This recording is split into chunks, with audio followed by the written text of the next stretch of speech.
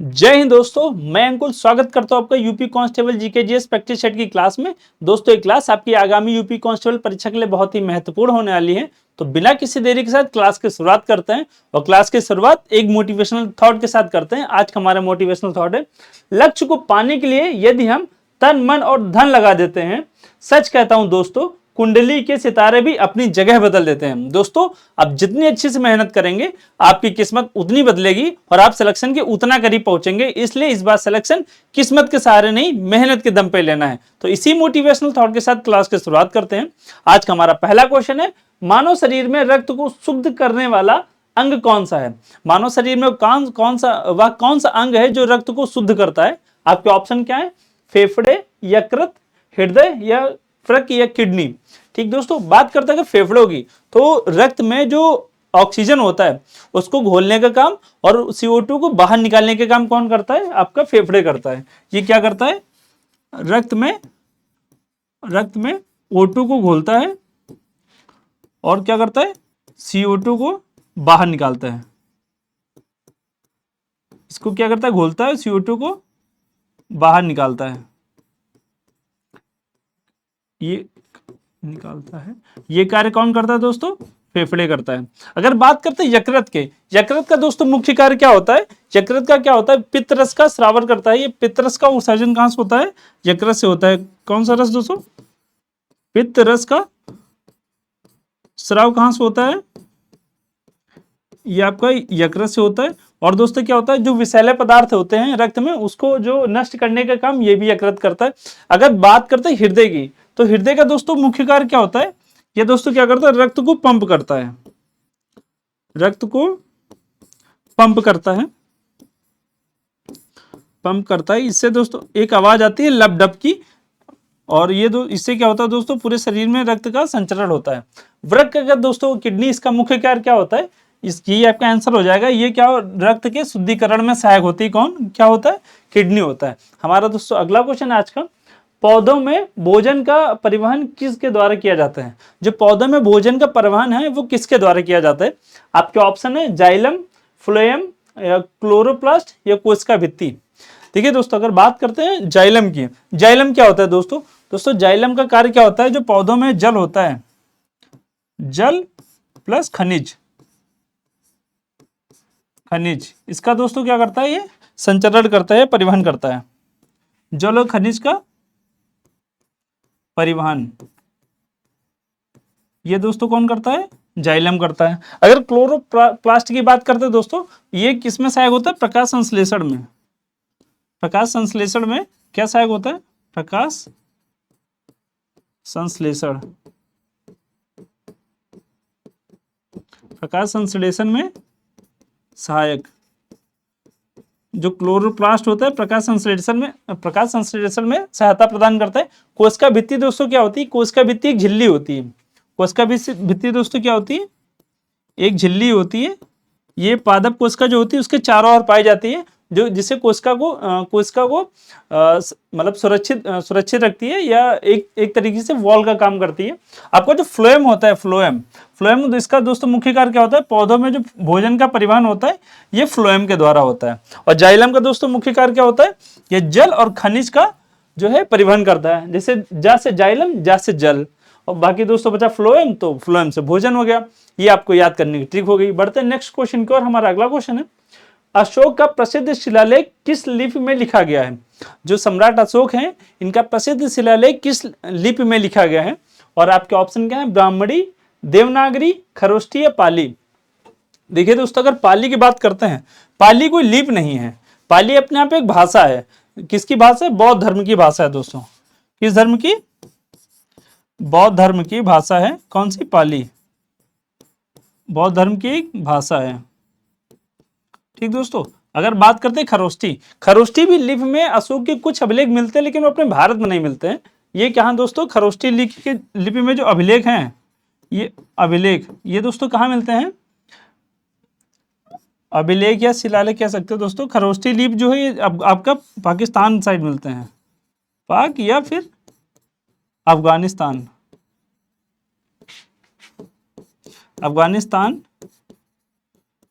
इन इलाकों में जो है खरोष्ठी लिपि जो है वहां पाई जाती है, और वहां पे इनसे जो शिलालेख या अभिलेख जो है वहां मिलते हैं खरोष्ठी लिपि में। देवनागरी दोस्तों जो वर्तमान में हिंदी जो संस्कृत भाषा है, ये इसकी लिपि क्या है, देवनागरी है। ये क्या है दोस्तों, हमारी जो हिंदी भाषा है, इसकी भाषा की लिपि है क्या है, देवनागरी। लिपि दोस्तों क्या है, देवनागरी। और ब्राह्मणी लिपि दोस्तों क्या है, अशोक के जो प्रसिद्ध शिलालेख हैं ये किस लिपि में मिलते हैं, हमारे ब्राह्मणी लिपि में अशोक के प्रसिद्ध शिलालेख मिलते हैं। अशोक दोस्तों था कौन, सम्राट अशोक की बात चर्चा करते दोस्तों। अशोक क्या था, कि मौर्य वंश का शासक था, मौर्य वंश का शासक। और इसके पिता कौन थे दोस्तों, बिंदुसार। और बिंदुसार के पिता कौन से, चंद्रगुप्त मौर्य, यानी चंद्रगुप्त मौर्य का पोता था अशोक। और इसका राज्याभिषेक दोस्तों कब होता है, 268 ईसा पूर्व। और 200 इसके ठीक 8 वर्ष बाद 261 में कौन सा होता है, कलिंग युद्ध, कलिंग आक्रमण करता है। कलिंग आक्रमण ये दोस्तों आपके लिए बहुत इंपॉर्टेंट हो जाता है। कलिंग आक्रमण कब करता है दोस्तों, ये आक्रमण 261 ईसा पूर्व करता है। ठीक दोस्तों, बढ़ते हैं नेक्स्ट क्वेश्चन की ओर। हमारा अगला क्वेश्चन है, भारत छोड़ो आंदोलन कब शुरू हुआ। भारत छोड़ो आंदोलन कब शुरू हुआ था, आपके ऑप्शन है 1920, 1930, 1942 या 1947। देखिए दोस्तों, आपके एग्जाम के लिए 1905 के बाद प्रत्येक वर्ष कोई ना कोई घटना घटित हुई है, इसकी आप लिस्ट बना लीजिए। हर साल 1 से 2 घटना हुई हैं, जिससे क्या होगा, आपके 1905 की जो सारी घटनाएं हैं वो क्रम वाइज याद हो जाएंगी। आपके एग्जाम में कभी इधर क्वेश्चन कोई डायरेक्ट घटना पूछ लेता है, या आपको क्रम में लगाने के लिए 4 घटना दे दी और आपको ऑप्शन दे दिया क्रम में लगाने के लिए दे देता है। तो इससे आपके क्या होगा, मॉडर्न की जो डेट है वो याद हो जाएंगे। जैसे दोस्तों हम लोग बात करते हैं 1920 की। 1920 में कौन सा आंदोलन हुआ था, गांधी जी द्वारा एक बहुत जिनका जो प्रथम भारत में बड़ा आंदोलन चला गया था 1 अगस्त 1920 को। कौन सा दोस्तों, असहयोग आंदोलन। ये दोस्तों कब चला था, 1 अगस्त 1920 को चला था। और 1930 की अगर बात करते हैं तो आपका 12 मार्च 1930 से एक आंदोलन चला था। कौन सा, 12 मार्च से 1930 से दोस्तों एक आंदोलन चला था। कौन सा, सविनय अवज्ञा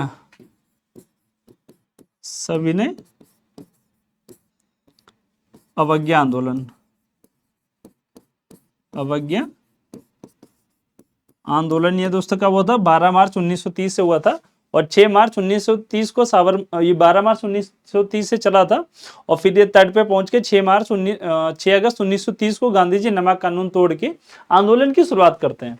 ठीक दोस्तों, अगर बात करते हैं 1947 को, तो 1947 की तो सबसे प्रमुख घटना यही 15 अगस्त 1947 क्या हुआ था दोस्तों, भारत आजाद हुआ था।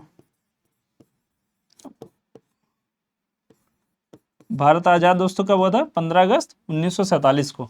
और 1942 दोस्तों एक आपकी कौन सा डेट है, 9 अगस्त 1942 को दोस्तों भारत छोड़ो आंदोलन स्टार्ट हुआ था। इसी समय महात्मा गांधी जी ने एक नारा दिया था, गांधी जी द्वारा एक नारा दिया गया था। कौन सा नारा था, आप लोग कमेंट बॉक्स में बताइए। गांधी जी ने क्या कहा था, करो या मरो। ये नारा गांधी जी ने कब दिया था, भारत छोड़ो आंदोलन 1942 के समय ही दिया था। ठीक दोस्तों, बढ़ते हैं नेक्स्ट क्वेश्चन की ओर। हमारा अगला क्वेश्चन है, भारत में संसदीय समिति संसदीय प्रणाली किस देश से ली गई है। जो भारत की संसदीय प्रणाली है ये किस देश से ली गई है, आपके ऑप्शन है अमेरिका, ब्रिटेन, फ्रांस या जर्मनी। ठीक दोस्तों, देखिए जब भारत का संविधान निर्माण हो रहा था तो बहुत सारे देशों से कुछ न कुछ भारत के संविधान में लिया गया है। तो इसमें संसदीय प्रणाली भारत के किस देश से ली गई है। देखिए पहले जैसे बात करते हैं अमेरिका से क्या लिया गया है। अमेरिका से सबसे पहले दोस्तों हमारे क्या है, फंडामेंटल राइट यानी मौलिक अधिकार ये दोस्तों कहां से लिए गए हैं, अमेरिका से। और दोस्तों क्या लिए गए, स्वतंत्र न्यायपालिका, राष्ट्रपति पर महाभियोग, स्वतंत्र न्यायपालिका, राष्ट्रपति पर महाभियोग, ये सब कहाँ से लिया गया है? आपका अमेरिका से लिया गया है। और बाकी दोस्तों अगर बात करते हैं फ्रांस से, तो दोस्तों फ्रांस से क्या लिया गया है? हमारे संविधान में जो स्वतंत्रता, समानता, बंधुत्व की भावना है, कौन से दोस्तों? स्वतंत्रता,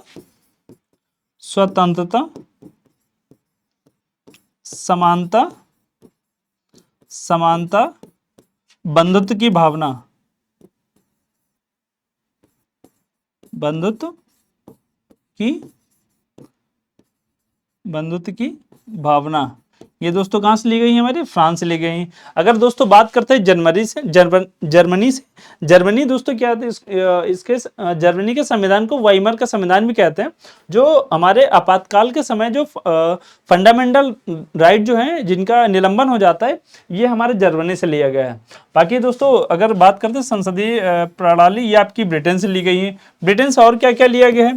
ब्रिटेन से दोस्तों जैसे एकल नागरिकता है, एकल नागरिकता, ये भी दोस्तों कहां से लिए गए? ब्रिटेन से लिए गए। ठीक दोस्तों, बढ़ते हैं नेक्स्ट क्वेश्चन की ओर। हमारा अगला क्वेश्चन है, भारत में पंचवर्षीय योजना का शुभारंभ कब हुआ था? भारत में जो पंचवर्षीय योजना थी, इसका शुभारंभ कब हुआ था? जब भारत 1947 में आजाद हुआ था और 1950 में भारत का संविधान बनकर तैयार हुआ था, तब भारत बहुत पिछड़ी अर्थव्यवस्था हुआ करती थी। तो उसको विकास करने के लिए एक जो है नियम बनाया गया था कि कौन सा ऐसा रूल होगा जिसके तहत भारत को विकास किया जाएगा। इसलिए 5-5 वर्ष के कुछ टारगेट रखे गए थे, जिसको पंचवर्षीय योजनाएं कहा जाता है। और इसकी शुरुआत दोस्तों कब हुई थी? आपके ऑप्शन है 1950, 1951, 1952 या 1953। ठीक दोस्तों, देखिए पहली पंचवर्षीय योजना दोस्तों आई थी 1951 से लगा के 1956 तक। तो आपका आंसर क्या हो जाएगा? 1951 से 1956 तक। ये दोस्तों आपकी सारी पंचवर्षीय योजनाएं हो जाएंगी। देखिए पहली जो पंचवर्षीय योजना थी आपकी 1951 से 1956 तक थी। और इसका जो इसमें का जो प्रमुख लक्ष्य था वो क्या है? कृषि की प्राथमिकता, जिसमें दोस्तों आपका भाखड़ा नागर डैम भी बनाया गया था और हीराकुंड बांध। ये दोस्तों सारी प्रथम पंचवर्षीय योजनाएं थी, प्रथम पंचवर्षीय योजना के तहत ही बनाया गया था। और ये दोस्तों ये पंचवर्षीय योजना है, ये आपके एग्जाम के लिए इंपॉर्टेंट हो जाता है। ये जो है कहां से लिया गया था? तो यूएसएसआर से, यूएसएसआर मॉडल पे आधारित है। हमारी जो पंचवर्षीय योजनाएं थी यूएसएसआर मॉडल पे आधारित थी। और प्रथम पंचवर्षीय योजना हेयरडोवन मॉडल पे आधारित थी। द्वितीय पंचवर्षीय योजना जो है हमारी 56 से 61 थी। इसका जो मुख्य उद्देश्य था क्या था? उद्योग के क्षेत्र की प्राथमिकता। तृतीय पंचवर्षीय योजना कृषि और उद्योग था, जिसका मुख्य लक्ष्य था। फिर दोस्तों क्या होता है? 3 साल का गैप हो जाता है अवकाश। उसके बाद दोस्तों चौथी आती है आपकी 79 से 74 होता है, 69 से 74। फिर पांचवी आपकी हो जाएगी 74 से 79। छठी दोस्तों आपकी हो जाएगी 80 से 85। फिर दोस्तों इसमें क्या, इसके बाद दोस्तों बीच में क्या होता है? यहाँ पे रोलिंग प्लान भी आता है। फिर आपकी 85 से 90, 92 से 97। और यहाँ पे दोस्तों 2 साल का गैप हो जाता है। फिर 2 पंचवर्षीय योजना, फिर उसके बाद यहाँ देखिए 2 पंचवर्षीय योजना है, फिर 2 साल का गैप होता है। फिर 2 पंचवर्षीय योजना है, फिर 2 साल का गैप। उसके बाद दोस्तों लगातार आती है 92 से 97, 97 से 2, 2 से 7, 7 से 12 और 12 से आपका 17। ये आपकी लास्ट थी 12वीं पंचवर्षीय योजना। कौन सी दोस्तों? 12 से 17 थी 2012। और इसका जो मुख्य लक्ष्य क्या था? स्वास्थ्य, शिक्षा और स्वच्छता। यानी इसका मुख्य लक्ष्य क्या था दोस्तों? स्वास्थ्य, शिक्षा और स्वच्छता। ठीक है दोस्तों, बढ़ते हैं नेक्स्ट क्वेश्चन की ओर। इसका आप स्क्रीनशॉट ले लीजिएगा। और ये सारी पंचवर्षीय योजना आपको याद होनी चाहिए और इनके जो लक्ष्य हैं कभी कदार एग्जाम में पूछ ले जाते हैं। बढ़ते हैं नेक्स्ट क्वेश्चन की ओर। हमारा अगला क्वेश्चन है, इनकलाब जिंदाबाद का नारा किसने दिया था? ये नारा किसने दिया था? आपके ऑप्शन क्या हो जाएंगे? महात्मा गांधी, भगत सिंह, सुभाष चंद्र बोस या जवाहरलाल नेहरू। ठीक दोस्तों, देखिए पहले तो इनकलाब जिंदाबाद नारा ये लिखा किसने था? ये नारा लिखा था 1921 में दोस्तों। 1921 में, दिसंबर 1921 में हसरत मोहानी ने इस नारे को पहली बार लिखा था। हसरत मोहानी। और ये नारा दोस्तों किसने दिया था? 1929 में सेंट्रल असेंबली पे बम फेंकते समय भगत सिंह ने यह नारा दिया था कि इनकलाब जिंदाबाद। इस नारे को यानी जो फेमस किया था वो किसने किया था? भगत सिंह ने किया था। बात करते हैं दोस्तों महात्मा गांधी ने। महात्मा गांधी ने कौन सा नारा दिया था? अभी दोस्तों हम लोग पढ़े हैं कौन सा? करो या मरो। ये दोस्तों इन्होंने ये नारा कब दिया था? 1942 का जब भारत छोड़ आंदोलन स्टार्ट हुआ था, उस समय भारतीयों को महात्मा गांधी ने संबोधित करते हुए कहा था, करो या मरो, अगर आपको आजादी चाहिए तो अपनी हक की लड़ाई खुद से लड़ो। अगर बात करते हैं सुभाष चंद्र बोस की, तो दोस्तों सुभाष चंद्र बोस ने प्रसिद्ध नारे कौन कौन से दिए? एक तो है आपका जय हिंद, जय हिंद। एक दोस्तों क्या है आपका? दिल्ली चलो। और एक दोस्तों का आपका जो सबसे प्रसिद्ध नारा कौन सा है? तुम मुझे खून दो मैं तुम्हें आजादी दूंगा। ये भी नारा किसका? सुभाष चंद्र बोस ने दिया था। कौन सा नारा? तुम मुझे खून दो मैं तुम्हें आजादी दूंगा। बात करते हैं अगर जवाहरलाल नेहरू की, जवाहरलाल नेहरू का एक प्रसिद्ध नारा कौन सा है? आराम हराम है, आराम हराम है। ये नारा दोस्तों किसका है? हमारा भारत के प्रथम प्रधानमंत्री पंडित जवाहरलाल नेहरू का। ठीक दोस्तों, हमारा अगला क्वेश्चन है, जलियांवाला बाग हत्याकांड कब हुआ था? जो हमारा जलियांवाला बाग हत्याकांड कब हुआ था? आपके ऑप्शन है 1919, 1920, 1921 या 1925। दोस्तों देखिए, जलियांवाला बाग हत्याकांड के पहले एक आता है क्यों हुआ था, इसके पीछे की कहानी जान लेते हैं। देखिए एक डेट दोस्तों आप लोग याद कर लीजिए, 18 मार्च 1919। इस दिन दोस्तों क्या होता है? अंग्रेज सरकार द्वारा एक एक्ट लाया जाता है, रॉलेट एक्ट। इसको दोस्तों क्या कहा जाता है? बिना दलील बिना वकील का कानून कहा जाता है। बिना अपील बिना दलील बिना वकील, यानी कि किसी भी व्यक्ति को बिना अपील बिना दलील बिना वकील के शक के आधार पर भी गिरफ्तार किया जा सकता है। तो इसके तहत दोस्तों दो लोगों को, डॉक्टर सैफुद्दीन किचलू और सत्यपाल मलिक को गिरफ्तार कर लिया जाता है। उसके विरोध में दोस्तों 13 अप्रैल 1919 को क्या होता है दोस्तों? एक पंजाब में जगह पड़ती है अमृतसर। यहाँ पे दोस्तों एक जलियांवाला बाग जगह है, वहां पे दोस्तों एक भीड़ होती है। इनके जो सत्यपाल मलिक और सैफुद्दीन किचलू को गिरफ्तार किया जाता है, उनके विरोध में एक सभा चल रही होती है। वहां पे जनरल डायर द्वारा गोलियां चलवा दी जाती। इसी घटना को दोस्तों किस नाम से जाना जाता है? जलियांवाला बाग हत्याकांड को। ये घटना दोस्तों कब हुई थी? 13 अप्रैल 1919। तो आपका आंसर क्या हो जाएगा? 13 अप्रैल 1919 आपका आंसर हो जाएगा। दोस्तों अगर 1920 की बात करते हैं, तो अभी जैसे मैंने बताया कि आपका 1920 में महात्मा गांधी द्वारा एक आंदोलन चलाया गया था। कौन सा? असहयोग आंदोलन कब चला गया था दोस्तों? 1 अगस्त 1920 को। 1921 में दोस्तों क्या घटना हुई थी? जो हमारा दिल्ली का इंडिया गेट है उसकी नींव रखी गई थी। कब? इंडिया गेट की नींव, इंडिया गेट की नींव रखी गई थी। हमारी कब रखी गई थी? 1921 में इंडिया गेट की नींव रखी गई थी। 1925 को दोस्तों अगर बात करते हैं, तो एक डेट आप याद रख लीजिए, 9 अगस्त 1925। इस दिन दोस्तों क्या हुआ था? काकोरी ट्रेन डकैती,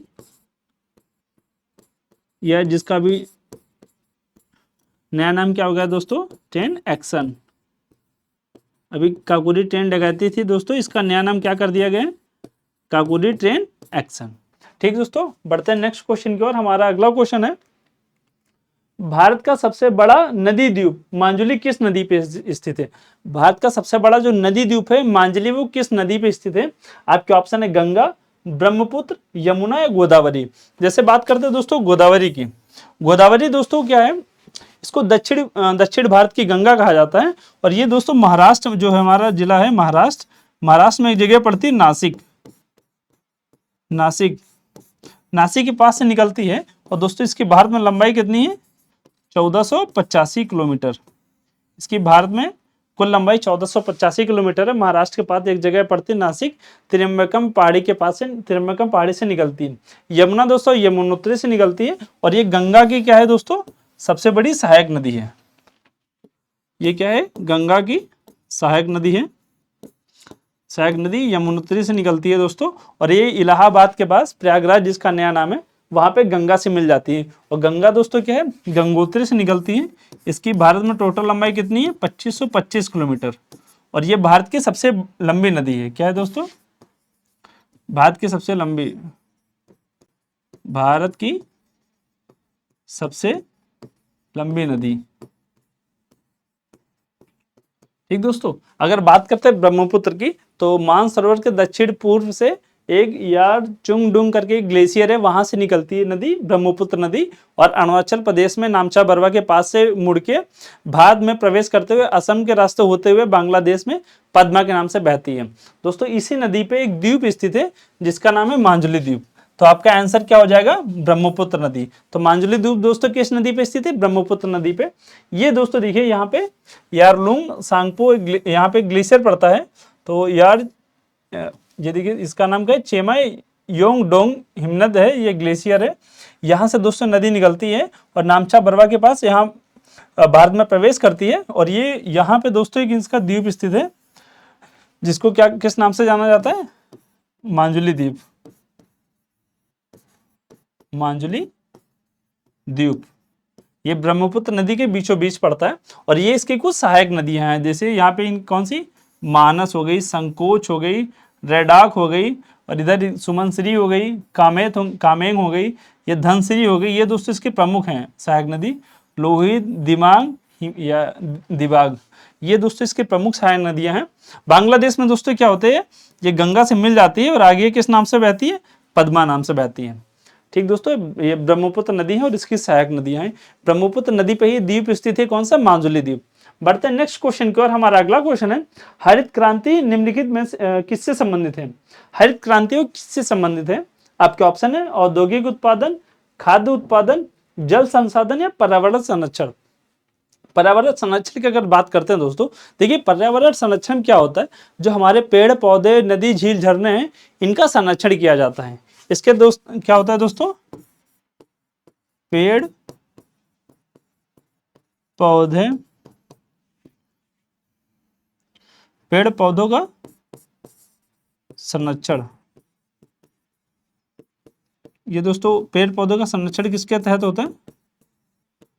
आपका जो है पर्यावरण संरक्षण के अंदर होता है। जल संसाधन की बात किया जाए दोस्तों, तो जैसे जल संसाधन मानव जीवन के लिए बहुत ही महत्वपूर्ण है। हमारा बिजली का निर्माण हो गया, पूरी हमारा जो परिवहन हो गया, परिवहन की लागत, जो जल से परिवहन लागत होती है काफ़ी कम होती है। तो बांध निर्माण, बिजली निर्माण, इन सब में क्या दोस्तों? बांध निर्माण, बिजली निर्माण, इन सब में जो जल संसाधन का प्रयोग होता है, बिजली निर्माण जो होता है दोस्तों, ये सब जल संसाधन के अंतर्गत आते हैं। अगर दोस्तों बात करते हैं जो हमारी हरित क्रांति है, ये हमारी खाद्य उत्पादन से संबंधित है। हरित क्रांति दोस्तों भारत में आई कब थी? ये आई थी 1960 के दशक में। 1960 के दशक में हरित क्रांति भारत में आती है। और भारत में इसके जनक कौन होते हैं? MS, आप लोग दोस्तों कमेंट बॉक्स में बताते रहिए, भारत में इसके जनक कौन है? MS स्वामीनाथन। और दोस्तों हरित क्रांति से क्या होता है? हमारे देश में दो फसलें हैं जिसका उत्पादन बहुत बड़े पैमाने पर होता है। कौन सा? एक तो आपकी गेहूं है, दूसरा आपका चावल। एक गेहूं, दूसरा दोस्तों चावल है। इसका उत्पादन बहुत बड़े पैमाने पर होता है। और एक हरित क्रांति दोस्तों भारत में आती है 1960 के दशक में, MS स्वामीनाथन के नेतृत्व में आती है और गेहूं चावल के उत्पादन में वृद्धि करती है। ठीक दोस्तों, बढ़ते हैं नेक्स्ट क्वेश्चन की और। हमारा अगला क्वेश्चन है, भारत में सबसे अधिक रोजगार देने वाला क्षेत्र कौन सा है? वो कौन सा क्षेत्र है जो भारत में सबसे अधिक रोजगार देता है? आपके ऑप्शन क्या हो जाएंगे? सेवा क्षेत्र, कृषि क्षेत्र, औद्योगिक क्षेत्र या खनन क्षेत्र। ठीक दोस्तों, देखिए बात करते हैं सेवा क्षेत्र। सेवा क्षेत्र दोस्तों भारत का सबसे अधिक रोजगार देने वाला क्षेत्र तो नहीं है, लेकिन GDP में सबसे बड़ा योगदान किसका है? GDP में सबसे बड़ा योगदान किसका है? योगदान सेवा क्षेत्र का है। ठीक दोस्तों, अगर बात करते हैं औद्योगिक क्षेत्र। औद्योगिक क्षेत्र दोस्तों क्या है? औद्योगिक क्षेत्र में क्या होता है? वस्तु का निर्माण किया जाता है। और दोस्तों जो खनन क्षेत्र है, इसमें वस्तु निर्माण होता है। वस्तु निर्माण। ठीक दोस्तों, एक सेकेंड, वस्तु निर्माण होता है। बात करते हैं अगर खनन क्षेत्र की, तो दोस्तों ये क्या है, जो प्राथमिक क्षेत्र है, प्राथमिक क्षेत्र का ही छोटा सा पार्ट है, प्राथमिक क्षेत्र का भाग है, छोटा सा भाग है खनन क्षेत्र हमारा। और कृषि क्षेत्र जो कृषि क्षेत्र है ये हमारा प्राथमिक क्षेत्र से संबंधित है। लगभग दोस्तों आपकी हमारी 45 से 50% जनसंख्या जो है कृषि पर निर्भर है, यानी जो हमारा 45 से 50% जनसंख्या है ये प्राथमिक क्षेत्र से डायरेक्ट या इनडायरेक्ट जुड़ी हुई है। ठीक दोस्तों, बढ़ते हैं नेक्स्ट क्वेश्चन की ओर। हमारा अगला क्वेश्चन है, मानव शरीर में लाल रक्त कणिकाओं का निर्माण कहाँ होता है? जो मानव शरीर में आरबीसी होती है उसका निर्माण कहाँ होता है, यानी लाल रक्त कणिकाओं का निर्माण कहाँ होता है? आपका ऑप्शन है यकृत, अस्थिमज्जा, हृदय या वृक्क। जैसे दोस्तों अभी हम लोग पहले ही पढ़ चुके हैं, यकृत का कार्य क्या होता है? यकृत दोस्तों क्या करता है? ब्लड को शुद्ध करता है। ठीक दोस्तों, यकृत का जो प्रमुख कार्य क्या होता है? वो ब्लड को शुद्ध करता है। और दोस्तों यकृत एक इंपॉर्टेंट इसलिए हो जाता है, जब भ्रूण अवस्था के समय क्या होता है, सिर्फ भ्रूण अवस्था के समय ही आरबीसी का निर्माण कहाँ? यकृत में होता है। अन्यथा जो आरबीसी का निर्माण कहाँ दोस्तों? अस्थिमज्जा में होता है। तो आपका आंसर क्या हो जाएगा? अस्थिमज्जा। जो मानव शरीर में जो आरबीसी का निर्माण है ये दोस्तों कहाँ होता है? आपका अस्थिमज्जा में होता है। हृदय का दोस्तों प्रमुख कार्य क्या होता है? वही दोस्तों क्या होता है? रक्त को पंप करता है, रक्त को पंप करने का कार्य करना, रक्त को पंप करना इसका क्या प्रमुख कार्य होता है? हृदय का दोस्तों प्रमुख कार्य क्या होता है? रक्त को पंप करना हृदय का प्रमुख कार्य होता है। और दोस्तों बाकी वृक्क का दोस्तों प्रमुख कार्य क्या होता है? वृक्क का कार्य होता है जो रक्त को क्या करता है? शुद्ध करता है, रक्त को शुद्ध करता है। रक्त को शुद्ध कौन करता है? आपका हृदय करता है। ठीक दोस्तों, बढ़ते हैं नेक्स्ट क्वेश्चन की ओर। हमारा अगला क्वेश्चन, प्रकाश वर्ष किसकी इकाई है? जो प्रकाश वर्ष है ये किस चीज की इकाई है? आपका ऑप्शन क्या हो जाएगा? समय, दूरी, द्रव्यमान या ऊर्जा। देखिए दोस्तों, अगर ऊर्जा की बात करते हैं, ऊर्जा की इकाई क्या होगी आपकी? जूल। अगर समय द्रव्यमान की बात करते हैं, द्रव्यमान की आपकी इकाई की दोस्तों क्या होती है? किलोग्राम। किलोग्राम दोस्तों क्या होती है? द्रव्यमान की इकाई होती है। अगर समय की बात करते हैं दोस्तों, आपकी क्या होगी? सेकंड, मिनट और दोस्तों क्या? घंटा। अगर प्रकाश वर्ष किसकी इकाई होती है दोस्तों? दूरी की। आपका ऑप्शन क्या हो जाएगा? Option B. देखिए दोस्तों, एक प्रकाश वर्ष की दूरी क्या होती है? एक प्रकाश वर्ष होता है 9.46 इंटू 10⁻12 किलोमीटर, ये दोस्तों होता है। और ये दोस्तों प्रकाश वर्ष की जो दूरी होती है ना, ये काम आती है जैसे खगोल पिंड होते हैं उनके बीच की दूरी नापने के लिए। पृथ्वी, खगोल पिंड या इन सब के बीच की दूरी नापने के लिए आप किसका प्रयोग करते हैं? प्रकाश वर्ष का करते हैं। और एक प्रकाश वर्ष दोस्तों किसके बराबर होता है? 9.46 इंटू 10⁻12 किलोमीटर इसके बराबर होता है। हमारा अगला क्वेश्चन है, भारत में नालंदा विश्वविद्यालय की स्थापना किसने की थी? जो भारत में नालंदा विश्वविद्यालय था, यानी प्राचीन समय में जो शिक्षा का केंद्र माना जाता था नालंदा विश्वविद्यालय, उसकी स्थापना किसने की थी? आपके ऑप्शन है अशोक, चंद्रगुप्त मौर्य, कुमारगुप्त या हर्षवर्धन। देखिए, अगर हर्षवर्धन की बात करते हैं दोस्तों, हर्षवर्धन का नाम नालंदा विश्वविद्यालय से जुड़ता है। ये हर्षवर्धन ने क्या किया दोस्तों? नालंदा विश्वविद्यालय में बहुत ज्यादा दान दिया था और इसको कि दोस्तों संरक्षण प्रदान किया था, संरक्षण प्रदान किया था, प्रदान किया था। किसने? हर्षवर्धन ने। हर्षवर्धन दोस्तों कौन था? पुष्पभूति वंश का शासक था हर्षवर्धन। अगर बात करते हैं अशोक की, तो अशोक का दोस्तों, अशोक का कार्यकाल कब रहा है दोस्तों? 2061 से 2032, 268 से 232 ईसा पूर्व, यानी ये नालंदा की पहले के समय है। अगर चंद्रगुप्त मौर्य की बात करते हैं दोस्तों, ये कौन थे? मौर्य वंश का संस्थापक थे, मौर्य वंश के संस्थापक। और इन्होंने मौर्य वंश की स्थापना कहाँ की थी? बिहार में की थी। और इनके प्रधानमंत्री कौन थे दोस्तों? ये आपका क्वेश्चन कभी इधर पूछ लेता है। जब मौर्य वंश की स्थापना की थी, इनके प्रधानमंत्री कौन थे? आपके चाणक्य। ठीक दोस्तों, इनके प्रधानमंत्री चाणक्य थे। कुमारगुप्त ने दोस्तों क्या किया था? नालंदा विश्वविद्यालय की स्थापना की थी 5वीं सदी के आसपास।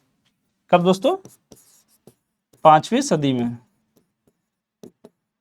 5वीं सदी में कुमारगुप्त ने नालंदा विश्वविद्यालय की स्थापना की थी। बढ़ते हैं नेक्स्ट क्वेश्चन की ओर। हमारा अगला क्वेश्चन है, भारतीय राष्ट्रीय कांग्रेस का गठन कब हुआ था? जो भारतीय राष्ट्रीय कांग्रेस थी, इसका दोस्तों गठन कब हुआ था? आप लोग कमेंट बॉक्स में बताइए। देखिए दोस्तों, क्या हुआ था, जब 1857 की क्रांति होती, उसके बाद पूरे भारत में छोटे छोटे ग्रुप या कह सकते हैं संगठन एक क्रांति का रूप धीरे धीरे लेने लगते हैं। यानी ये अंग्रेजों को भी पता चलने लगता है कि अगर सारे ग्रुप ने एक साथ मिलकर विद्रोह कर दिया तो हमारा भारत से जाना तय हो जाता है। इसी से बचने के लिए एक चाल चली जाती है, और वो कहते हैं, मतलब अंग्रेजों के द्वारा कहा जाता है कि भारत अपने बात को रखने के लिए एक ग्रुप का निर्माण कर सकता है, या एक ग्रुप बना सकता है, या किसी संगठन का निर्माण कर सकता है। इसी के बिहाफ पे ए.ओ. ह्यूम के सहयोग से एक संगठन का निर्माण होता है, जिसे भारतीय राष्ट्रीय कांग्रेस कहा जाता है। तो दोस्तों बात है 1885 की। ठीक दोस्तों, 1885 में भारतीय राष्ट्रीय कांग्रेस का गठन होता है, और इसकी पहली बैठक दोस्तों कहाँ होती है? आपकी गोकुल दास तेजपाल संस्कृत विश्वविद्यालय, संस्कृत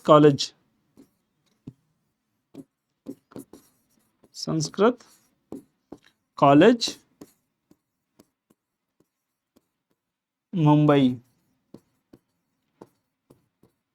मुंबई में दोस्तों इसकी पहली बैठक होती। और पहली बैठक की दोस्तों अध्यक्षता कौन करता है? फर्स्ट बैठक के अध्यक्ष कौन थे? व्योमेश चंद्र बनर्जी। व्योमेश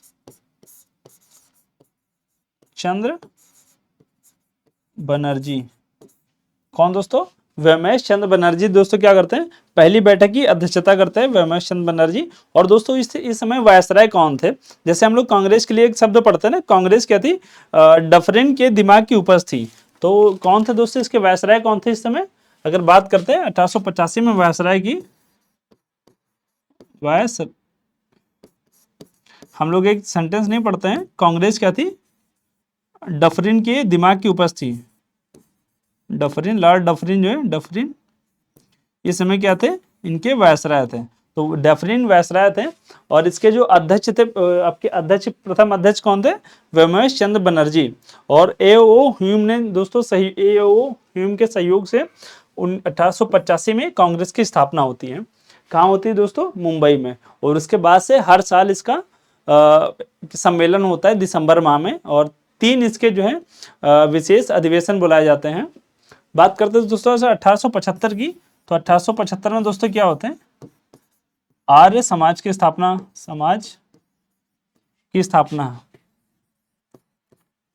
दोस्तों कब होती है?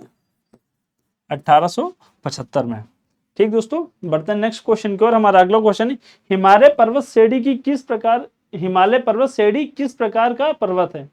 हाँ, ये दोस्तों कैसे? अच्छा, हिमालय पर्वत श्रेणी की, जो हिमालय पर्वत श्रेणी है वो किस प्रकार की पर्वत से निर्माण हुए? वो ज्वालामुखी है, भ्रंश है, वलित या अवसादी है? ठीक है दोस्तों, ज्वालामुखी पर्वत क्या होते हैं? ज्वालामुखी पर्वत वो होते हैं जो जब ज्वालामुखी का विस्फोट होता है उससे जो लावा निकलता है, मैग्मा, जो धरती के अंदर मैग्मा होता है, वो जब बाहर निकल के लावा बनता है, उससे जो पर्वत का निर्माण होता है वो आपके होते हैं ज्वालामुखी पर्वत। भ्रंश पर्वत क्या होता है? जब पृथ्वी का कोई पार्ट टूट जाता है फिर जो पर्वतों का निर्माण होता है वो भ्रंश पर्वत होते हैं। जैसे हमारे विंध्य क्षेत्र का जो पर्वत है, विंध्य, सतपुड़ा, ये दोस्तों क्या है? हमारे भ्रंश पर्वत हैं। और दोस्तों अवसादी पर्वत क्या होता है? जो अवसाद से निर्मित पर्वत होते हैं वो अवसादी पर्वत होते हैं। दोस्तों जो हिमालय है, हिमालय हमारा वलित पर्वत है। जो यूरेशियाई प्लेट है, कौन से दोस्तों? 2 प्लेटें होती है आपकी, ऊपर वाली जो हमारी यूरेशियाई प्लेट है और नीचे जो इंडियो ऑस्ट्रेलियन प्लेट है। कौन सी? यूरेशियाई, और नीचे दोस्तों ऑस्ट्रेलियन।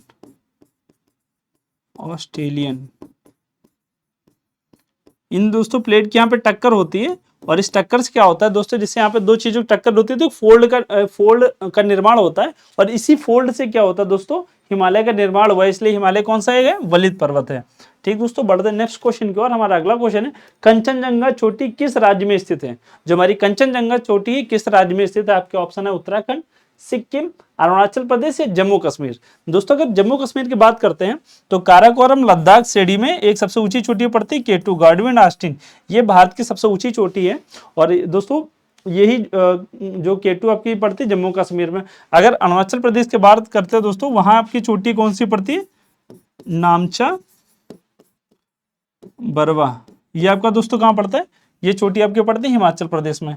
दोस्तों अगर उत्तराखंड की बात करते हैं तो आपका नंदा देवी, नंदा देवी प्रमुख चोटी है आपकी उत्तराखंड की। और कंचनजंगा आपकी दोस्तों कहाँ पड़ती है, सिक्किम में पड़ती है। ठीक दोस्तों, बढ़ते हैं नेक्स्ट क्वेश्चन की ओर। हमारा अगला क्वेश्चन है, भारत का पहला बैंक कौन सा था, भारत का पहला बैंक कौन सा था। दोस्तों अगर जैसे स्टेट बैंक की स्थापना की अगर बात करते हैं तो स्टेट बैंक की स्थापना होती है 1956 में। इलाहाबाद बैंक की दोस्तों स्थापना कब होती है, इलाहाबाद बैंक की स्थापना दोस्तों जी 1865 में होती है इलाहाबाद बैंक की स्थापना। अगर पंजाब नेशनल बैंक की स्थापना की बात करते हैं तो 1894 में पंजाब नेशनल बैंक की स्थापना होती है। इसकी स्थापना दोस्तों कौन करता है, लाला लाजपत राय, लाला लाजपत राय द्वारा नहीं दोस्तों, पंजाब नेशनल बैंक की स्थापना दोस्तों कौन करते हैं, आप लोग कमेंट बॉक्स में बताइए। लाला लाजपत राय ही करते हैं पंजाब नेशनल बैंक की स्थापना 1854 में।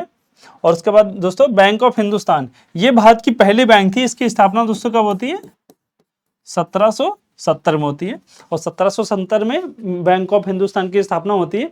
बाद में हालांकि बंद हो जाती है, लेकिन ये भारत का पहला बैंक माना जाता है। ठीक दोस्तों, बढ़ते हैं नेक्स्ट क्वेश्चन की ओर। हमारा अगला क्वेश्चन, भारत के संविधान में कितनी अनुसूचियां हैं।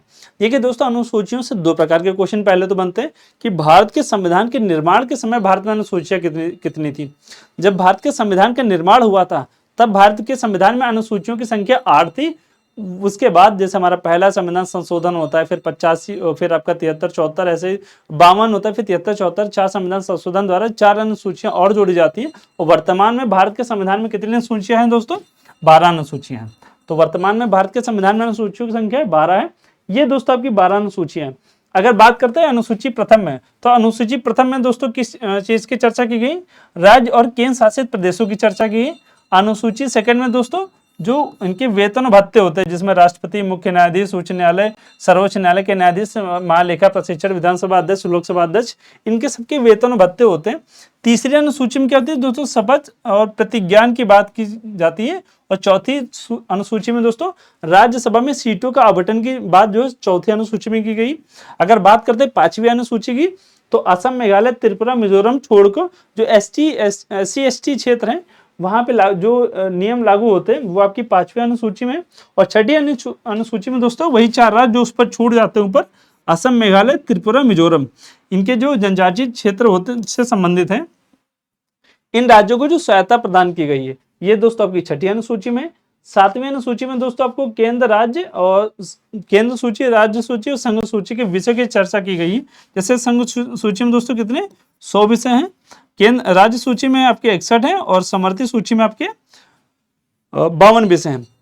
बाकी दोस्तों जैसे अनुसूची 8 में दोस्तों भारत की जो प्रमुख भाषाएं हैं, अभी टोटल भाषाओं की संख्या कितनी है, 22 है। जब भारत का संविधान निर्माण, जब संविधान लागू हुआ था तब भाषाओं की संख्या कितनी थी दोस्तों, 14 थी। अभी दोस्तों वर्तमान कितनी है, 22 है। बात करते हैं नवीं अनुसूची, तो हमारा जो पहला संविधान संशोधन था उसी के तहत हमारी नवीं अनुसूची जोड़ी गई थी।